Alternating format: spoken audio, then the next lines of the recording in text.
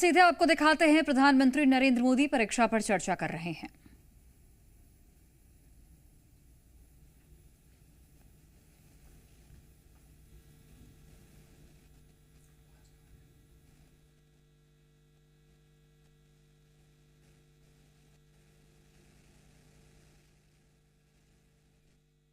ये कि आप क्या करना चाहते हैं। कुछ स्टार्टअप ऐसे हैं जो सिर्फ टेक्नोलॉजी में इनोवेशन करना चाहते हैं।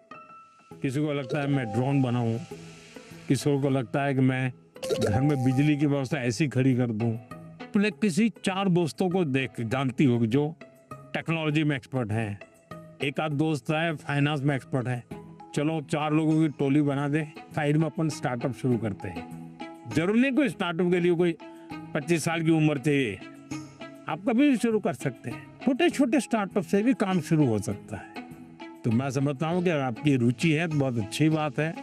कुछ स्टार्टअप चलाते हैं तुमको मिलने जाओ और एक प्रोजेक्ट रिपोर्ट बनाओ, उनको बताना चाहिए मैं तो स्कूल से हूँ, मैं स्कूल का प्रोजेक्ट बना रहा हूँ। तो वो छुपाएगा नहीं, आपसे बताएगा। तो धीरे धीरे आपको ज्ञान भी मिलेगा कैसे कर सकते हैं। सर, हमेशा मुझे ये डर रहता है कि कहीं मैं पढ़ाई में ज़्यादा फोकस करूँ तो मैं अपनी पैशन खो दूँ। अगर मैं अपने पैशन पे ज़्यादा फोकस करूँ तो मेरी पढ़ाई छूट जाएगी। दोनों के बीच में बैलेंस कैसे लाऊं? देखिए, पहली बात है कि 2 अलग चीजें, ऐसा आप मानते क्यों हैं? दोनों उपयोगी हैं। जैसे मान लीजिए आपको आर्ट का शौक है? और आपने साइंस का कोई विषय पढ़ा और उसमें कोई लैब की चर्चा है और कुछ केमिकल मिलाने की चर्चा है, तो आप ऐसा कीजिए, कागज लीजिए, लैब बनाए, कागज पे पेंटिंग कर लैब बनाए। फिर जो केमिकल पढ़ने के थे हर बोतल में केमिकल का नाम लिखे। फिर आप पढ़ने में आया था कि भाई इस केमिकल को मिलाने से ऐसा कलर बनता है, तो एक दूसरा चित्र बनाइए, उस पॉट के अंदर वो कलर। तो आपका चित्र का काम भी हो गया और आपको वो लेसन भी याद हो गया। यानी एक साथ दोनों चीजें बहुत अच्छी तरह से आप कर सकते हैं। आपके थकान को उतरने के लिए भी एक प्रकार से आपके पास जो कला है, क्राफ्ट की, जो कुछ भी आपके सीखने की इच्छा है, वो आपको मदद कर सकती है। डेली या सप्ताह में 2 दिन आधा घंटा इसके लिए दो।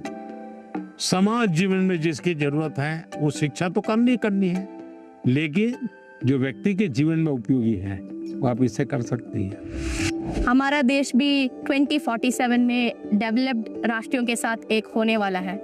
सो मेरा प्रश्न क्या है कि हम नवयुवक इसे हासिल करने के लिए क्या कर सकते हैं? मुझे अच्छा लगा कि मेरे देश के 10th 12th के बच्चों के मन में भी 2047 विकसित भारत का ड्रीम है। ये मेरे लिए बहुत बड़ी खुशी की बात है ना। आज मुझे अब मजा आएगा। वाह, देखिए ये चीज है ना। अब 2047 में विकसित भारत यानी क्या?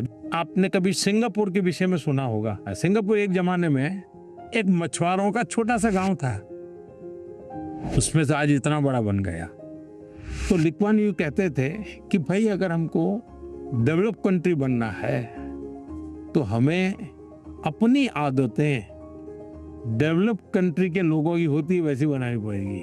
हमें थर्ड वर्ल्ड कंट्री की तरह कहीं पर भी कूड़ा कचरा फेंक दिया, कहीं पर थूक दिया, ये नहीं चल सकता। सिर्फ कहीं जाना है, भाई यहाँ पर रेड लाइट है, मुझे स्कूटर खड़ा कर देना चाहिए। अब छोटी सी चीज है कि भाई हम परिवार में तय करेंगे कि हमारे घर में खाने के बाहर कुछ भी जूठा नहीं छोड़ेंगे। बताइए, सब लोग ऐसा करें तो कितना खाना बचेगा, कितना बड़ा फायदा होगा। तो एक नागरिक के नाते मैं अगर इन चीजों का जीवन में ठीक से पालन करूं तो मतलब कि मैं विकसित भारत के लिए कंट्रीब्यूट कर रहा हूं। अब जैसे वोकल फॉर लोकल, मैं मेरे देश की चीजें खरीदूंगा। मैं भारत में जो चीजें बनी उसको लूंगा। जैसे मैं कहता हूँ वेड इन इंडिया। अब कुछ लोग, पैसे वाले लोगों को लगता है दुबई में जाके शादी करेंगे। वहां हिंदुस्तान में क्या कमी है भाई? हम सब देश के नागरिक छोटी छोटी चीजों को करें, हम जरूर विकसित भारत बनाने में अपना दायित्व निभा सकते हैं, हम कंट्रीब्यूट कर सकते हैं। He was shocked that, oh my God, a student is actually concerned about this. And he told us that it's the small steps that matter, not the large ones. मेरा आपसे प्रश्न ये है कि कोई भी छात्र या कोई भी मनुष्य अपना जीवन जब व्यतीत करता है तो बहुत सारे चुनौतियों का सामना करता है। जब चीज़ें डिफिकल्ट हो जाती है तभी हमको हमारा जो मोटिवेशन होता है जीवन व्यतीत करने में वो कम होता है। तो ऐसी स्थिति में सफलता प्राप्त करने के लिए हमें मोटिवेशन की ज़रूरत है या अनुशासन की? दोनों चीजें महत्वपूर्ण है जीवन में। अगर अनुशासन है ही नहीं तो कितना ही इंस्पिरेशन होगा तो वो इंस्पिरेशन क्या काम का आएगा। मान लीजिए एक किसान है, उसको प्रेरणा मिल रही है, बगल वाला किसान बहुत फसल कर रहा है, इंस्पिरेशन है कि यार उसकी तो 1 एकड़ भूमि है, मेरी तो 4 एकड़ भूमि है, वो ज्यादा कमाता है, मैं कम कमाता हूं, तो उसको इंस्पिरेशन तो वहां से मिलता है। लेकिन ये बारिश के पहले जोतना चाहिए, वो सोचना नहीं, देखेंगे अब हफ्ते के बाद करेंगे। अगर खेत जोतेगा नहीं और बारिश आ गई फिर वो कुछ भी करे उसकी तो हालत खराब ही रहेगी। तो उसके अंदर वो डिसिप्लिन नहीं था, इंस्पिरेशन था कि मैं उसकी जितनी कमाई करूं, लेकिन डिसिप्लिन नहीं थी। भाई मुझे इस समय के पहले खेत जोत के रखना चाहिए, बीज की जरूरत है ला करके रखना चाहिए, बीज को तैयार करने का काम करना चाहिए, तो डिसिप्लिन नहीं था। जीवन में डिसिप्लिन बहुत अनिवार्य है। इंस्पिरेशन में सोने में सुहागा का काम करता है। अगर डिसिप्लिन नहीं है, कितना ही इंस्पिरेशन क्यों ना हो, वो फिर बोझ बन जाता है, निराशा पैदा करता है। When I asked my question, it was a question that was stuck with me from so many years. Now, finally, I feel great and honored to get a clarity from a person who I've looked up to. Sir, आजकल के ज़माने में AI का प्रभाव बढ़ते ही जा रहा है। हम देख सकते हैं कि कई कंपनियों में इंसान नहीं बल्कि एआई एम्प्लॉइज भी होते हैं। तो मेरा ये सवाल है कि क्या हम एआई को डरना है और हम अपने फ्यूचर करियर लेने के समय क्या क्या याद रखना चाहिए? देखिए, हर युग में जब भी कोई नई टेक्नोलॉजी चर्चा होती है, कंप्यूटर आया तो चर्चा हो रही क्या हो जाएगा सब, तो ये हर युग की ये चर्चा का विषय रहा है। हमें किसी चीज से डरना नहीं चाहिए। हमारी कोशिश होनी चाहिए, एक, हम उसके गुलाम नहीं बनेंगे। मैं अपने जीवन में मैं ही निर्णायक रहूंगा, वो मेरा मालिक नहीं बनेगा। जैसे कुछ बच्चों का है, मोबाइल उनका मालिक बन गया। अगर मोबाइल नहीं है तो खाना नहीं खा सकता, टीवी नहीं है तो जी नहीं सकता, मतलब ये आप उसके गुलाम बन गए। मैं गुलाम नहीं बनूंगा।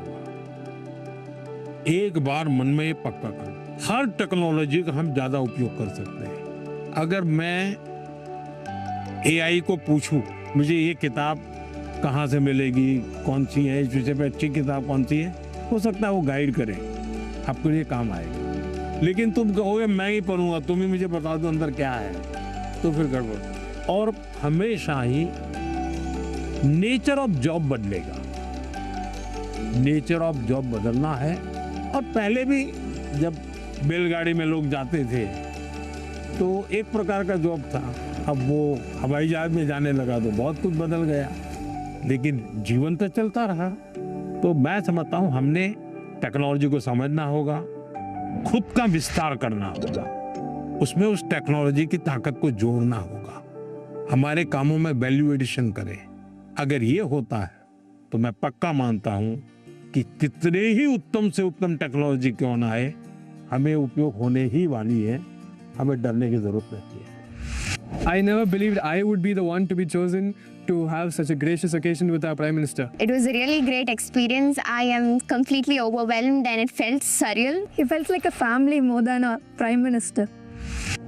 साथियों, कोयम्बटूर के हमारे युवा साथी पढ़ाई के साथ साथ एआई, स्टार्टअप और फ्यूचर की टेक्नोलॉजी को लेकर बहुत जागरूक है और मैं कह सकता हूं यही तो है युवा भारत की युवा सोच, जो विकसित भारत 2047 के संकल्प को नीत नई मजबूती दे रही है। साथियों, परीक्षा पे चर्चा का मतलब ही है साथ बैठकर बात करना और एक दूसरे से सीखना।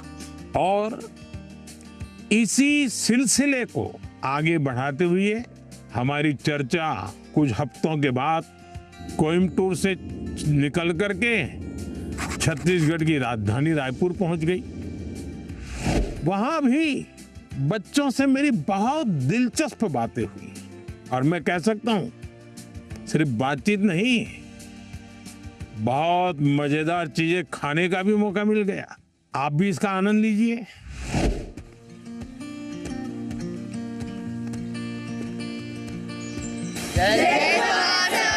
जय जोहार। कुछ खिलाया पिलाया कि नहीं? सर, हाँ, आप भी बहुत सारी मीटिंग्स अटेंड करके आए हैं, आप भी हमारे यहाँ का खाना चाहेंगे? कैसे बनता है? सर ये बेसन को गोल गोल आकार देकर उसको तलते हैं। अच्छा, और ये नमकीन होता है। तो कब खाते हैं लोग?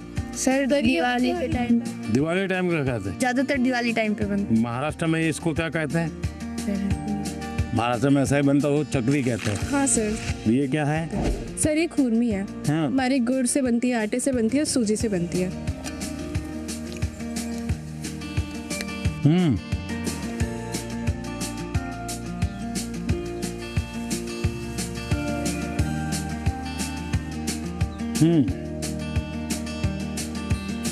तो बढ़िया खिलाने के लिए धन्यवाद बेटा। वहाँ पे उन्हें खुरमी मिली तो उन्होंने सबको अपने हाथ से खुरमी खिलाई। It was just so amazing. तो आपके मन में भी कुछ सवाल आते होंगे आज आप लोग यहाँ आने के लिए मौका मिल गया तो? Yes sir. बताइए। हम स्टूडेंट्स को भी एग्जाम्स के बाद वेकेशन से जाने का बहुत मन करता है, तो आप इंडिया में कोई ऐसी 5 जगह बता सकते हैं जहाँ हम भी जा सकें? आप जिस तहसील में से हो, कौन सा तहसील है आपका? सर मैं रायपुर से। रायपुर से। रायपुर तहसील में कौन कौन सी चीजें हैं, इसका जरा लिस्ट बनाओ। 1 घंटा लगेगा, 2 घंटे लगेंगे, जाऊंगा। फिर लिस्ट बनाओ जिले में कौन से हैं जो देखे नहीं हैं। फिर तय करूं मैं राज्य में कौन से हैं। छत्तीसगढ़ में ऐसी कौन सी जगह मैं गया नहीं हूँ। हमें कहीं पर भी जाए स्टूडेंट के रूप में जाना चाहिए, तब टूरिज्म का मजा आता है। रेल के डिब्बे में जाना और साथ में खाना भी ले जाना, देखना चाहिए कैसा अनुभव होता है। भीड़ होती है, क्या होता है, लोग बातें करते हैं, क्या करते हैं, इसका एक आनंद होता है, जीवन में सीखने को मिलता है। भारत इतनी विविधताओं से भरा हुआ है, एक जिंदगी भी कम पड़ जाए देखने के लिए। सर मेरा प्रश्न आपसे यह है कि कभी कभी हम एग्जाम के दौरान रिवीजन नहीं कर पाते हैं, जिससे हमारा मन अशांत हो जाता है। तो सर हम अपने मन को शांत कैसे करें एग्जाम के दौरान भी और एग्जाम हॉल में जाने से पहले की? 1 वीक देख लीजिए परीक्षा के पहले का, सभी चीजों को अपने ऊपर नीचे तो कर ही लिया होगा। आप मान के चलिए आपने जो सुना है, आपने जो पढ़ा है, वो बेकार नहीं गया है, कहीं ना कहीं तो स्टोरेज है ही है वो। आप शांत मन से बैठ लीजिए, चिंता मत कीजिए, जैसा पेपर आता है देख लीजिए। दूसरी चीज, आप अच्छा विद्यार्थी बनना है ना, आपको उस विषय पर ग्रिप होनी चाहिए ना, तभी तो अच्छे विद्यार्थी बनोगे। सब्जेक्ट पर ग्रिप कैसे आएगी? एक अच्छा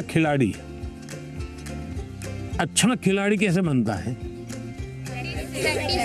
निरंतरता बनाए रख, डिसिप्लिन में रहता है, रूटीन में चलता है। सबसे बड़ी बात है वो लगातार कंपटीशन करता रहता है, गिरता है, पटकता है, हारता है, जीतता है, करता है, उसमें से वो खिलाड़ी बनता है। ठीक है, आपको मैं एक सुझाव देता हूं, आप करिए। आपके क्लास में कुछ विद्यार्थी होंगे, आपको लगता है जरा पढ़ने में थोड़ा कम है, ऐसे तो होते ही है, हा? ऐसे एक आध को आप दोस्त बनाइए, ये टेक्निक बहुत कायम आई है आपको। उसको कहो कि मैं आज तुझे मैथ सिखाना चाहता हूँ। अब उसको मैथ सिखाने के लिए आप जो मेहनत करेंगे, दिमाग फोकस करेंगे, आपका मैथ्स पक्का होगा कि नहीं होगा? मैं ताइक्वांडो खेलती हूँ और मैं आगे चल के स्पोर्ट्स पर्सन बनना चाहती हूँ। अपनी स्टडीज और स्पोर्ट्स को बैलेंस करके कैसे रख सकती हूँ? शिक्षा की जीवन में भी जरूरत है, समाज जीवन में भी जरूरत है। इसको अंडर एस्टिमेट नहीं करना चाहिए। ये गलती कभी मत करना कि खेल में मैं बहुत अच्छा हूं इसलिए मुझे पढ़ने की जरूरत नहीं है, लेकिन शिक्षा ही सब कुछ कर लेगी ऐसा नहीं है। आप में हुनर है, जो भी है उसको डेवलप करना चाहिए। खिलाड़ी बनने के लिए खेले वो एक विषय है, लेकिन जिंदगी में खेल होना चाहिए ये भी बहुत जरूरी है। जिंदगी खेल होने से बचाना है तो जिंदगी में खेल होना चाहिए।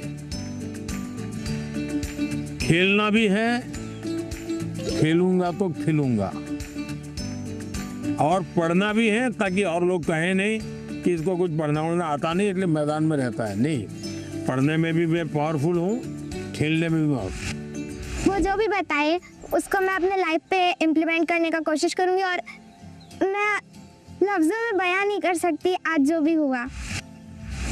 सर मेरा सवाल ये है, जैसे कुछ सालों पहले आपने स्वच्छ भारत स्टार्ट किया था, हमारा नया रायपुर भी डेवलपमेंट की ओर जा रहे हैं, तो हम एज अ स्टूडेंट उस डेवलपमेंट के लिए अपने इन्वायरमेंट को प्रोटेक्ट करने के लिए क्या कंट्रीब्यूट कर सकते हैं? प्राकृतिक संपदा को बचाने का हमारे स्वभाव में होना चाहिए और धीरे धीरे हमें लोगों को जोड़ना चाहिए।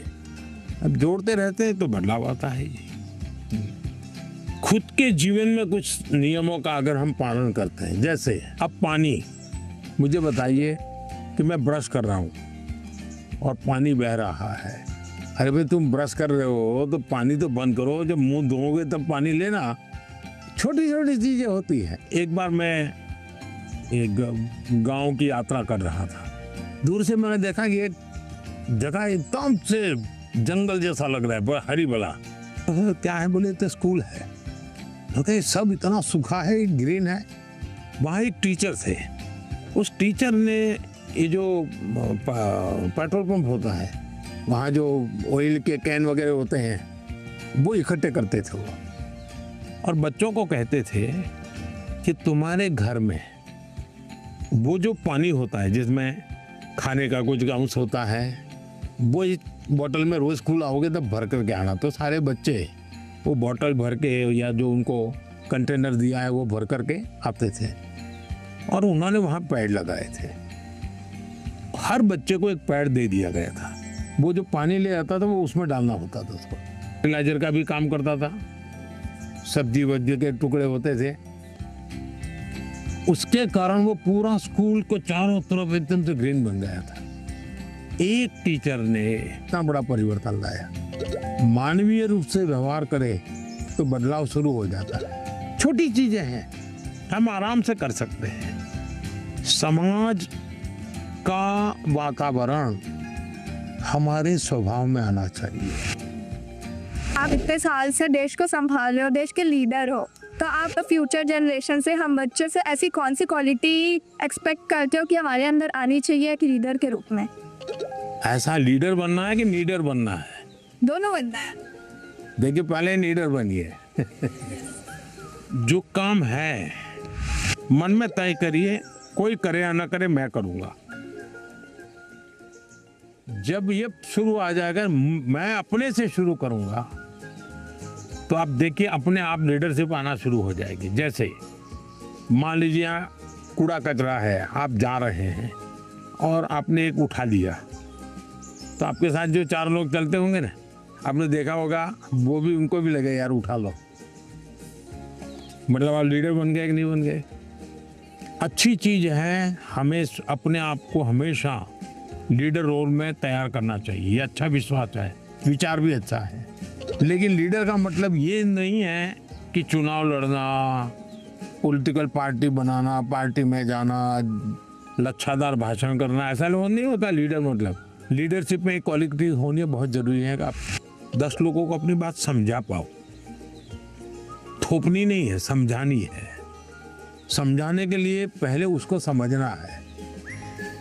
जो उनको समझ पाता है वो समझा पाता है, जो उनको नहीं समझता है वो कुछ नहीं समझा पाता। और इसलिए हमारी कोशिश ये होनी चाहिए कि उनको समझना चाहिए। उन्होंने बहुत अच्छे से बताया कि किसी के अंदर एक लीडरशिप क्वालिटीज होती है अगर वो किसी चीज के लिए रिस्पॉन्सिबल हो रहा है। If I would describe this world and I would say सपना। मैं प्रधानमंत्री से मिली। I am very lucky. बहुत अच्छा था, मतलब ऐसा एक्सपीरियंस जो लाइफ में बहुत कम लोगों को मिलता है। परीक्षा की तैयारी के अनुभव, परीक्षा के समय आने वाले विचार, स्ट्रेस और लोगों की एक्सपेक्टेशन से जुड़े हुए ढेर सारे सवाल लगातार चर्चा का हिस्सा बनते हैं। और परीक्षा पे चर्चा का मकसद ही है कि हमारे युवा साथी इस पर खुलकर बात करें। परीक्षा पे चर्चा सिर्फ बोर्ड एग्जाम की तैयारियों से जुड़ी नहीं है। मैं जब आपके सवाल सुनता हूं तो स्वाभाविक है मेरे मन को भी वो छूते हैं। मैं अंदाजा लगाता हूं कि जीवन के कई पहलुओं से जुड़ी हुई बातें हमारे युवा मित्रों के मन में लगातार चल रही है। मैं अब आपको गुजरात लेकर चलूंगा। वहां के बच्चों ने और विशेषकर ट्राइबल बेल्ट के मेरे आदिवासी बच्चों ने जो सवाल पूछे और उन्होंने तो मुझे सचमुच में हैरत में डाल दिया था।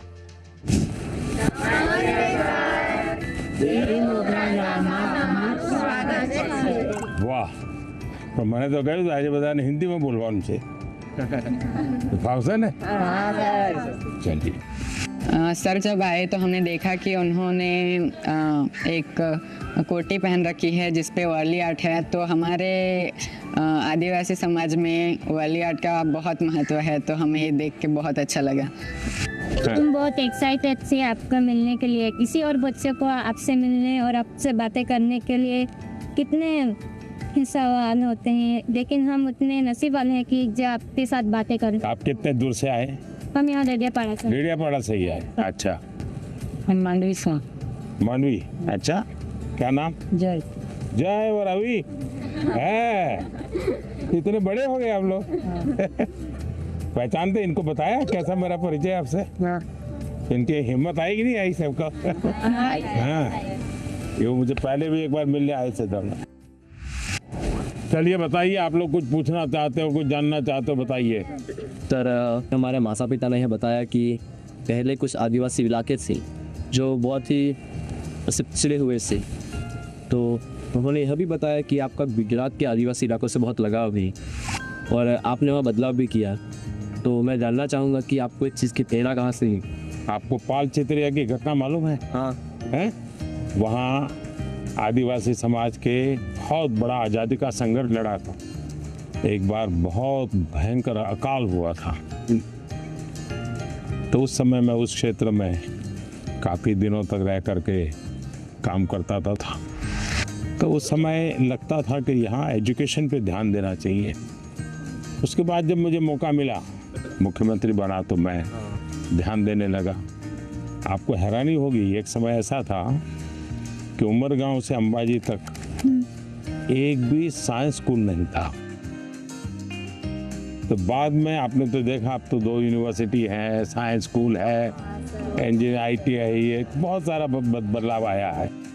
उसका बहुत बड़ा लाभ हो रहा है। हाँ सर। आज भी आपको मालूम होगा, एक मैंने PM जनमन योजना बनाई है। आदिवासियों में भी कुछ इलाके और कुछ लोग हैं, समाज वो और पीछे रह गए हैं। तो मुझे फिर उनके लिए अलग से स्कीम बनानी पड़ी, अलग से बजट बनाना पड़ा। तो मुझे तब से लगता था कि हम शिक्षा पर जितना ज्यादा बल देंगे उतना बहुत तेजी से विकास होगा। दूसरा मेरे मन में था, पूरे आदिवासी बेल्ट उमरगाम से अंबाजी पूरा हाईवे बनाया है, तो विकास के लिए इंफ्रास्ट्रक्चर की बहुत जरूरत होती है। लोग भी आना जाना शुरू करते हैं, तो उस दिशा में ध्यान दिया। मेरा आपसे यह प्रश्न है कि पहलगाम हमले के बाद हमारे घर में सब चर्चा कर रहे थे कि अब आगे क्या होगा। पूरा देश आपकी ओर देख रहा था। फिर ऑपरेशन सिंदूर हुआ और हमारे देश की सेना ने जीत हासिल की। ऐसे संजोग में आपने अपने तनाव को कैसे हैंडल किया? हम तो सिर्फ परीक्षा के तनाव से। आप लोगों को परीक्षा का तनाव आ जाता है। जब आप पुरानी परीक्षा के दिनों को याद कीजिए, अगर पुरानी परीक्षाओं को याद करेंगे तो आपको लगेगा हाँ यार, जब गया तब तो टेंशन था, लेकिन जब करके आ गया तो कुछ नहीं था। ऐसा होता है कि नहीं? परीक्षा के लिए सबसे अच्छी चीज होती है कि आप पेपर सॉल्व करने की आदत डालें, लिखने की। ज्यादातर लोग क्या करते हैं, पढ़ते हैं। यस। अगर खुद इस प्रकार से आप प्रैक्टिस करते रहते हैं तो मुझे पक्का विश्वास है कि आपको कभी भी तनाव नहीं आएगा। हम क्या करते हैं, पूरे दिन किताब, अरे कभी हंसो है। दूसरा सबसे बड़ी चीज है जो आज लोगों को ध्यान में नहीं है, वो है नींद। अच्छी नींद लेनी ही चाहिए। आपको लगेगा ऐसा कैसा प्रधानमंत्री है जो सोने की बात करने के लिए आया, हम तो एग्जाम के लिए पूछ रहे थे। लेकिन वो नींद इतनी पूरी लेते हैं तो बाकी समय आपका बहुत ही फ्रेश, नए विचार, नए आइडिया, मन बहुत प्रफुल्लित रहता। हम डॉक्टर या कभी इंजीनियर या कभी अफसर बनना चाहते हैं, तो हमें आगे बढ़ के अपना करियर कैसे चूज करना चाहिए सर?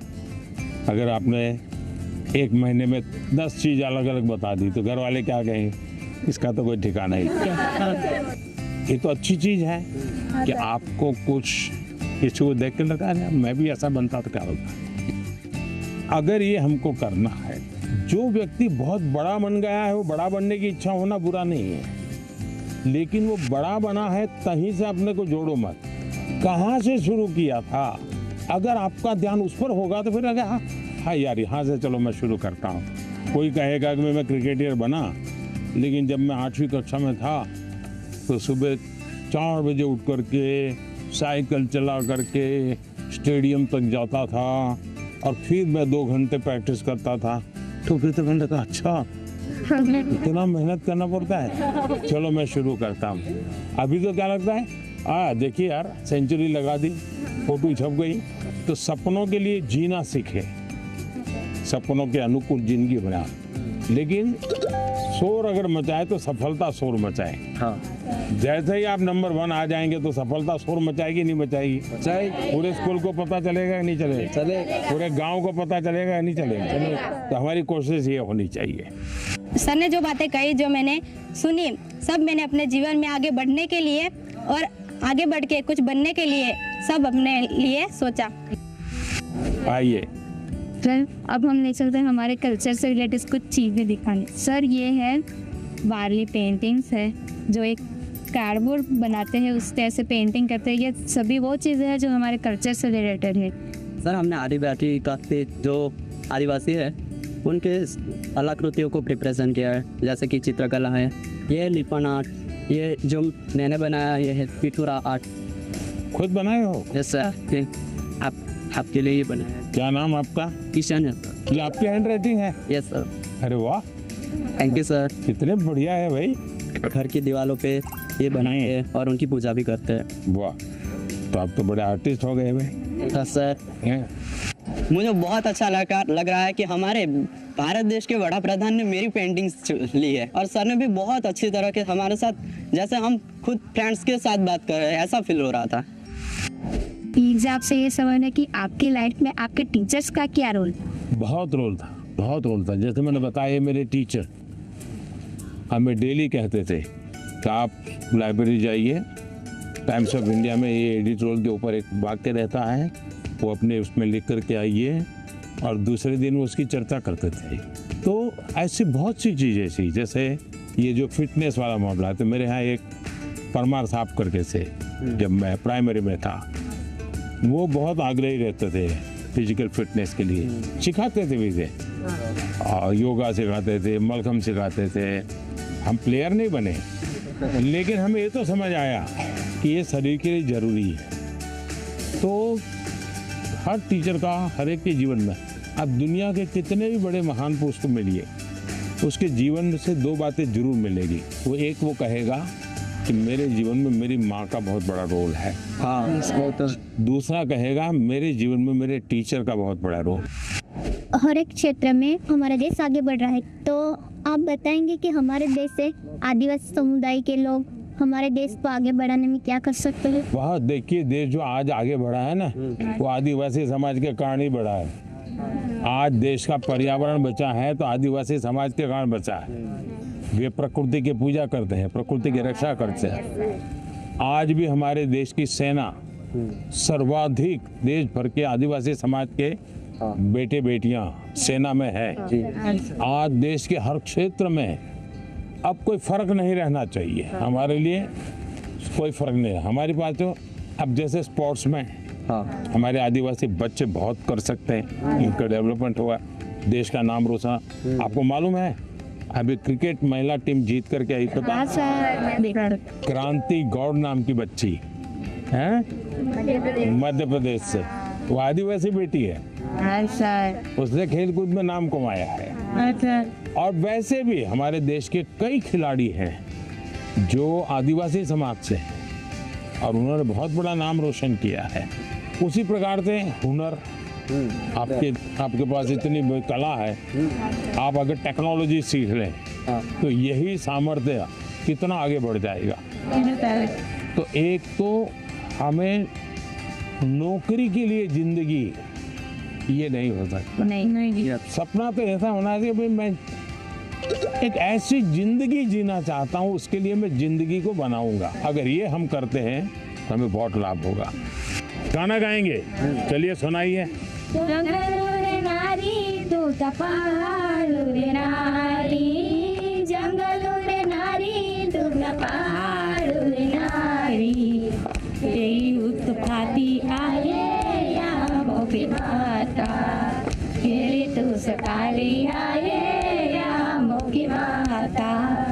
हम सबने मिलके उनके लिए गाना गाया जो कि यहाँ मोगी माता के बारे में था। वो कहाँ रहते हैं, कैसे रहते हैं, वो सब था उस सॉन्ग में। हमारी बहुत सारी बातचीत हुई सर के साथ कि कैसे जीवन में हमेशा खुश रहे, सारे स्ट्रेस को कैसे दूर करें, अपने टाइम मैनेजमेंट कैसे करें और एग्जाम के बारे में भी कैसे मतलब पढ़ाई करें, एग्जाम से डरना नहीं है। पहले तो मुझे खुद पे आंखों पे भरोसा ही नहीं हो रहा था कि पीएम सर हमारे सामने है। पता ही नहीं चला कि टाइम कहाँ चला गया।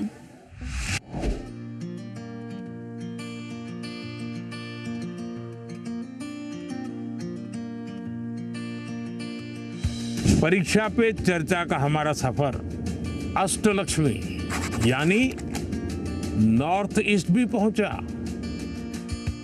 और गुवाहाटी में परीक्षा पे चर्चा, और वो भी ब्रह्मपुत्रा के उस बहते हुए प्रवाह के बीच मजे से सैर करते करते चर्चा भी चलती रही।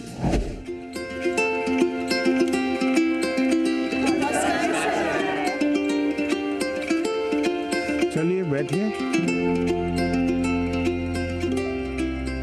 प्रणाम माननीय प्रधानमंत्री जी, हम सभी आपको एक गमछा पहनाना चाहते हैं। जरूर। असम में आए और गमछा न हो,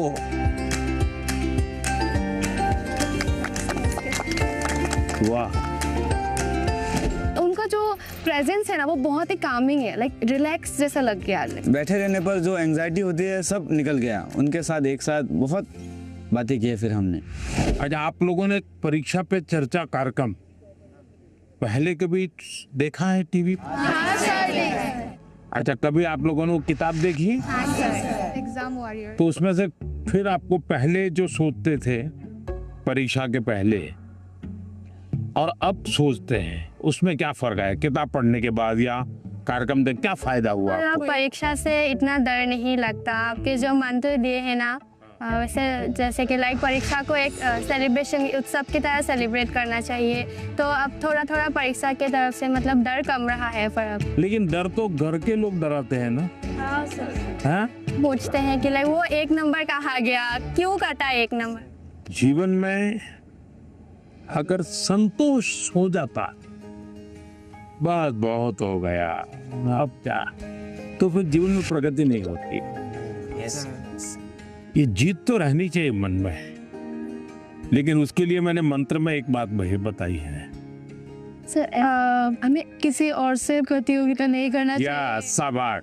सर की मैंने ये कहा है कि हमने लगातार खुद से कंपटीशन करते ही रहना चाहिए। कोई हमें कहता भी 99 आए, एक क्यों नहीं आया? ठीक है, उन्होंने कहा, बात अलग है, लेकिन खुद को भी पूछना चाहिए कि मेरे जीवन में ये बदलाव क्यों आया, ये कमी क्यों रही, क्या कारण था? अच्छा, आपके मन में कुछ सवाल होंगे तो जरूर पूछिए। मेरा आपसे यह प्रश्न है कि मैंने सुना है कि आप अपने रोजमर्रा की जिंदगी में एक पर्टिकुलर डाइट हेल्दी रहने के लिए फॉलो करके चलते हैं। तो हम छात्र ऐसा कौन सा मैजिकल डाइट फॉलो करके चले जिससे कि हम एनर्जाइज्ड और फोकस रह पाए और हमारा सबसे बेहतर प्रदर्शन आ पाए परीक्षाओं में? हकीकत ये है कि मेरा कोई डाइट का सिस्टम ही नहीं है, क्योंकि मैं पहले अलग अलग परिवारों में भोजन करता था, तो इतना ही रहता था कि मैं वेजिटेरियन हूँ तो वेजिटेरियन खाऊंगा, फिर उस घर में जो होता था वो मैं खाता था। दूसरा, मुझे खुद को कभी पकाना पड़ता था, कभी खिचड़ी पका देता था। खिचड़ी खाते हैं नहीं हम। डाइट आपकी पसंद का होना चाहिए, यानी ऐसा नहीं दवाई की तरह डाइट नहीं खाए। तय करो कि पेट भर के खाना है कि मन भर के खाना है। आप ज्यादातर लोगों के क्या होता है, मना न करे तब तक खाते रहे। अनाज जो है पेट भर के खाते हैं, लेकिन सांस सीना भर के नहीं लेते हैं। यहां उल्टा करना चाहिए। दिन में जब भी मौका मिले एकदम शरीर भर जाए इतना सांस लेना चाहिए। हो सके तो कुछ पल उसको रोकना चाहिए और फिर धीरे से निकालना चाहिए। हम लोग क्या करते हैं, खाना यानी बाकी 50 कामों में शरीर को सबसे आखिरी प्रायोरिटी देते हैं, लास्ट प्रायोरिटी। अच्छा, आप में से कितने लोग हैं जिन्होंने नियम बनाया कि हम सूर्योदय देखेंगे या नहीं देखेंगे? ऐसे कितने? सनराइज। ये शरीर को ये चीजें एक ताजगी देती हैं, एक एनर्जी देती हैं। इनको हमने आदत बनाई है, शरीर को सबसे पहले प्रायोरिटी दिलाती। सर, अक्सर हमारे माता पिता हमारे दोस्तों के साथ हमारी तुलना करते हैं, परंतु उससे ज़्यादा दबाव हम पर तब पड़ता है जब हमारे अपने घर वालों या भाई बहनों से तुलना की जाती है। तो ऐसी परिस्थिति में हमें क्या करना चाहिए? मान लीजिए कह दिया पिताजी ने कि देख तेरी बहन के अक्षर कितने बढ़िया है, उसके हैंडराइटिंग कितने अक्षर है, तो अच्छा व्यक्ति क्या करेगा? उस बहन को कहेगा, बहन मुझे सिखाओ ना, मैं कैसे हैंडराइटिंग अच्छा बनाऊं। दूसरा क्या करेगा? बस माँ पापा माँ को बहन ही अच्छी लगती है, उसके हैंडराइटिंग अच्छे लगते, मैं इतनी मेहनत कर रहा हूँ देखते नहीं है। अगर परिवार में भी किसी एक की अच्छाई की बात होती है तो हमने उस भाई या उस बहन से उसकी अच्छाइयों को सीखने का प्रयास करना चाहिए और पिता माता को कहना चाहिए कि आपने अच्छी बात बताई है, ये चीज मेरे में नहीं है, मुझे बताइए मैं कैसे इसको तैयार करूं। तो पिता माता का आपकी तरफ देखने का तो देखिए ये बुरा नहीं मानता है, ये इसमें से सीखने का प्रयास करता है। कंपैरिजन से माँ बाप ने बचना चाहिए और मैं हर माँ बाप से कहता हूँ कि कृपा करके आप परिवार में किसी के सामने उतनी तारीफ न करें ताकि बच्चे की आदत खराब हो जाए। इतनी तारीफ न करें एक बच्चे की कि दूसरे बच्चे को लगे कि देखो हर बार ये तो इसकी बात दुनिया में बताते रहते, मेरी तो बताते नहीं। परिवार में अगर निकट हमसे कोई ज्यादा अच्छा है, हमें मनोमन उसको गुरु मान लेना चाहिए। उसको पता नहीं होना चाहिए कि आप उसको गुरु मानते हैं। अब उसको कहना चाहिए यार तुम बैडमिंटन बहुत बढ़िया खेलते हो, मेरी गलती क्या होती है मुझे सिखाओ, तो वो भी अपने आप को बड़ा नहीं मानेगा, वो कहेगा यार ये मेरे से सीखना चाहता है, वो अपने को बराबर ही मानेगा। नर्वसनेस तो ऑब्वियसली थी ही, पर साथ में बहुत उत्साहित भी फील हो रहा था, बहुत खुशी हो रही थी कि मैं मोदी जी से मिलने वाली हूँ। मतलब मुझे लगा नहीं था ऐसा मेरे साथ कभी होगा, पर जब हुआ तो बहुत ही खुशी हुई। अक्सर छात्रों को स्टेज में या फिर लोगों के सामने बात करने में तकलीफ होती है। इसमें आत्मविश्वास बढ़ाने के लिए आप हमें क्या सलाह देना चाहेंगे? तो आप अगर उनको सलाह देनी है तो क्या दोगी? हाँ, आइए मेरे पास, आगे आगे सब लोग आइए। अगर किसी को 1 2 3 में कहना है तो कैसा है? से आत्मविश्वास रखना चाहिए। हाँ, ये आत्मविश्वास जो है ना, उसमें 2 शब्द है। 2 शब्द कौन कौन से हैं? जिसका अपने आप पर विश्वास है उसको कभी डर नहीं लगता। आपको अपने पर विश्वास है क्या?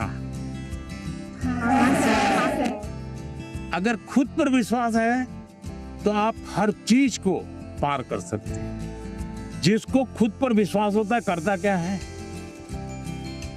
पूरी परिस्थिति का मनोमन अध्ययन करता है। आपने स्वामी विवेकानंद जी का ने एक चिट्ठी लिखी थी जब शिकागो में उनका भाषण हुआ, जो बहुत प्रसिद्ध भाषण है और विवेकानंद जी की बहुत तारीफ भी होती है। लेकिन उन्होंने अपने एक शिष्य को चिट्ठी लिखी, जब मुझे शिकागो में बोलना था मैं बहुत नर्वस हो गया कि दुनिया के इतने बड़े बड़े विद्वान, आयु में इतने बड़े बड़े लोग, इतने तपस्वी लोग, मैं क्या बोलूंगा। तो उन्होंने उसको लिखा, मैं बहुत था। और फिर बोले, मैंने मन में माँ सरस्वती को याद किया और माँ सरस्वती को मैंने कहा कि माँ, मुझ में जितनी शक्ति है उसको जगा दो। जो कुछ मैं सीखा हूं वो एक साथ मेरे जुबा पे आ जाए। बोले मैंने ऐसी प्रार्थना की और मैं गया मंच पे, और जब मैंने sisters and brothers of America ऐसा कहता ही 2 मिनट तक तालियां बजती रही। बस वो एक टर्निंग पॉइंट बन गया। विश्वास आ गया। नहीं, मैं सोचता था वैसा मैं नहीं हूं, मेरे भीतर तो कुछ है। आत्मविश्वास आ गया। तो हर एक के जीवन में आज कितने ही अच्छे वक्ता क्यों ना हो, कितने ही बड़ा अच्छे खिलाड़ी, आपने देखा होगा क्या सचिन तेंदुलकर कभी 0 से आउट नहीं हुए क्या? होता है तो वो सर पकड़ के बैठ गए क्या? इसका मतलब हुआ हम जो स्थिति है उसको ऑब्जर्व करें, सिचुएशन को एक बार अंदाज कर लेना चाहिए। ऐसा हुआ था, अब देखना आपको लगेगा हाँ अरे ठीक है मैं कर लूंगा। जो आत्मविश्वास शब्द है ना, उसको सच्चे अर्थ में जीवन में समझना चाहिए। आत्मा की बात है, खुद की बात है, कोई ठीक नहीं करता है, हमें ही करना होता है। मैं आपके सामने गाना प्रस्तुत करना चाहूंगी। हाँ, गाना सुनाओगी? हाँ, डॉक्टर भूपेन हाजरिका का। अरे वाह, बताइए।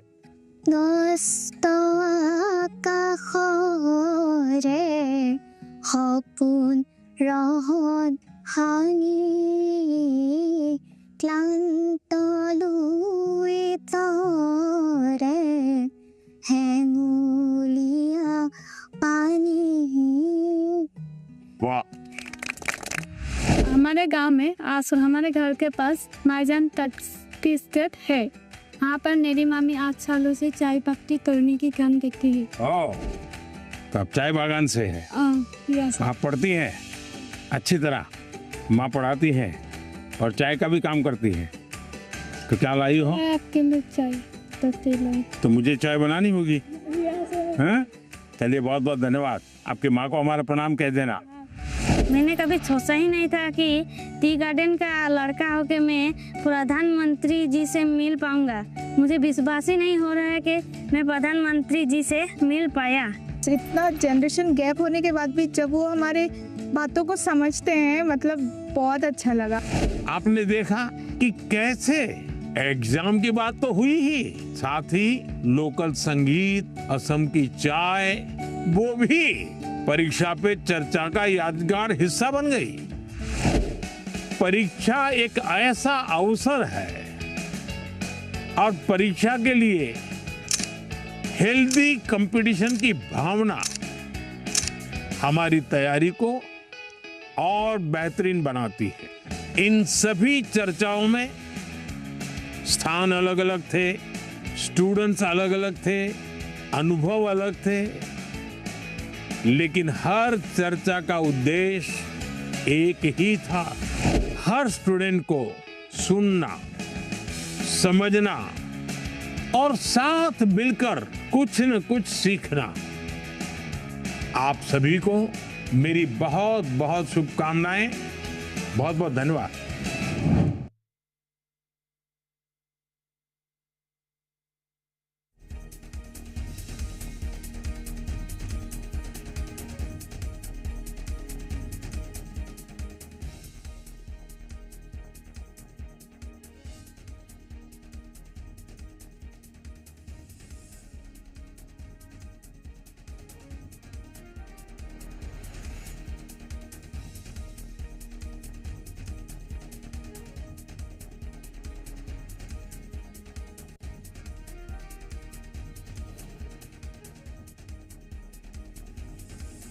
तो प्रधानमंत्री नरेंद्र मोदी ने परीक्षा पर चर्चा की। 6 फरवरी को पहला एपिसोड आया था और ये दूसरा एपिसोड था जिसमें अलग अलग स्थान पर, अलग अलग राज्यों में पीएम मोदी गए और वहां पर जो बच्चे थे उन्हें टिप्स देते हुए नजर आए। गुरु मंत्र एक तरह से दिया गया है पीएम मोदी की ओर से, जिससे इन बच्चों को आने वाली परीक्षाओं में काफ़ी ज़्यादा मदद मिलेगी, काफ़ी ज़्यादा प्रेरणा मिलेगी और तनाव मुक्त कैसे परीक्षा देनी है, कैसे परीक्षा को एक उत्सव की तरह देखना है, इन तमाम चीज़ों को लेकर जो भी सवाल थे बच्चों के, उनका बहुत ही सुंदर तरीके से जवाब देते प्रधानमंत्री नरेंद्र मोदी नजर आए।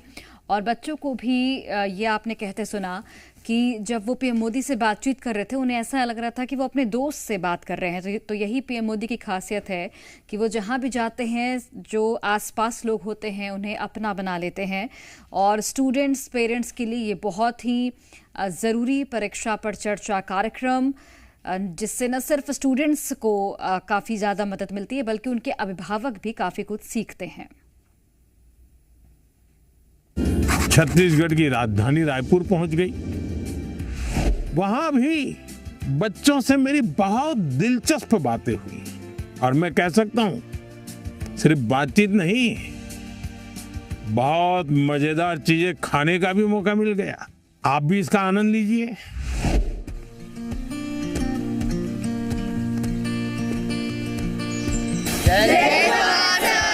जय जोहार।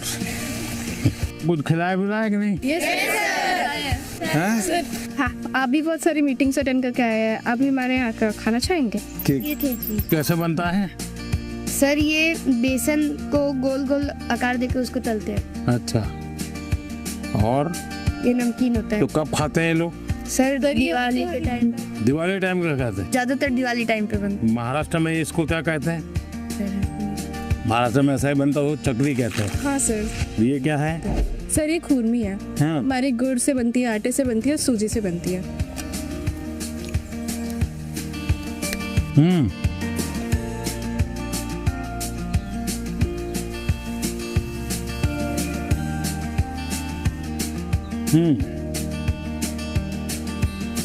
तो बढ़िया खिलाने के लिए धन्यवाद बेटा। वहाँ पे उन्हें खुरमी मिली तो उन्होंने सबको अपने हाथ से के खुरमी खिलाई। It was just so amazing. आपके मन में भी कुछ सवाल आते होंगे आज आप लोग यहाँ आने के लिए मौका मिल गया तो? Yes sir. बताइए। हम स्टूडेंट्स को भी एग्जाम्स के बाद वेकेशन से जाने का बहुत मन करता है, तो आप इंडिया में कोई ऐसी 5 जगह बता सकते हैं जहाँ हम भी जा सकें? आप जिस तहसील में से हो, कौन सा तहसील है आपका? सर मैं रायपुर से। रायपुर से। रायपुर तहसील में कौन कौन सी चीजें हैं, इसका जरा लिस्ट बनाओ। 1 घंटा लगेगा, 2 घंटे लगेंगे, जाऊंगा। फिर लिस्ट बनाओ जिले में कौन से हैं जो देखे नहीं हैं, फिर तय करूं मैं राज्य में कौन से हैं, छत्तीसगढ़ में ऐसी कौन सी जगह मैं गया नहीं हूँ। हमें कहीं पर भी जाए स्टूडेंट के रूप में जाना चाहिए, तब टूरिज्म का मजा आता है। रेल के डिब्बे में जाना,